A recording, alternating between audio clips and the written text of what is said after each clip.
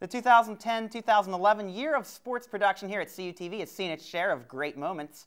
For this final edition of News Center for the year, we assembled 10 of our favorite moments from the past year. Let's take a look. Starting off, we've got East Allegheny versus Brownsville in the inaugural Tub Challenge, in which our very own Zach Olson became the first crew member to ever claim to run all positions of a CUTV shoot in one event.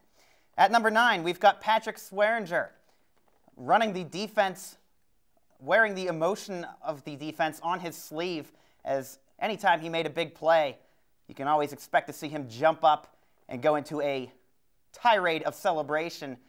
He was one of the emotional leaders of this California Vulcan team throughout the season, as every play always had a fun ending to it. At number 8, we've got the Cal U Hockey Night in Pittsburgh at the Consol Energy Center.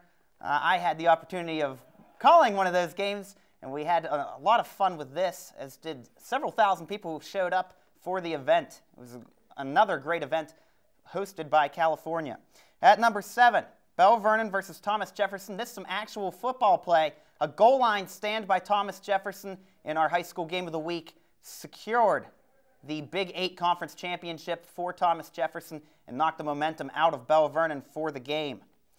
This was a momentum-changing game. And then number 6, Andy and Mike say goodbye to CUTV. These two have been broadcasting together for quite some time. It was an emotional time for the two of them as California's basketball season came to an end in the first round of the PSAC tournament against the Indiana Crimson Hawks. We'll go back to that game a little bit later in the highlights. At number 5, as time nearly expires, 4.4 seconds on the clock, and Quentin Harding tips the ball in to give California the lead, they would hold on to that score and win an important, crucial PSAC West play. At number 4, the CHE semifinal, California versus University of Pittsburgh at Johnstown.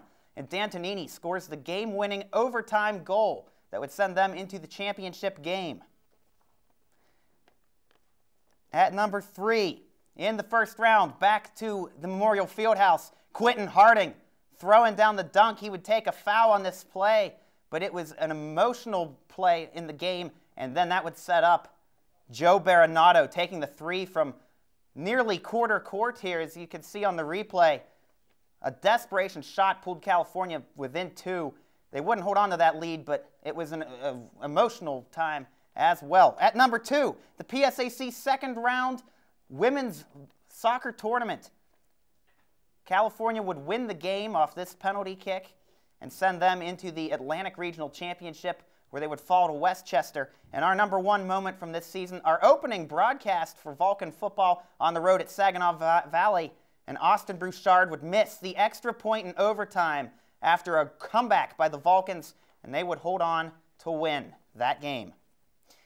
So guys, looking at these highlights, it's been a great year for Vulcan Athletics as well as us here at CUTV, celebrating our 25th year on the air. We had some great moments. Did either of you have a particular favorite moment of coverage or even news?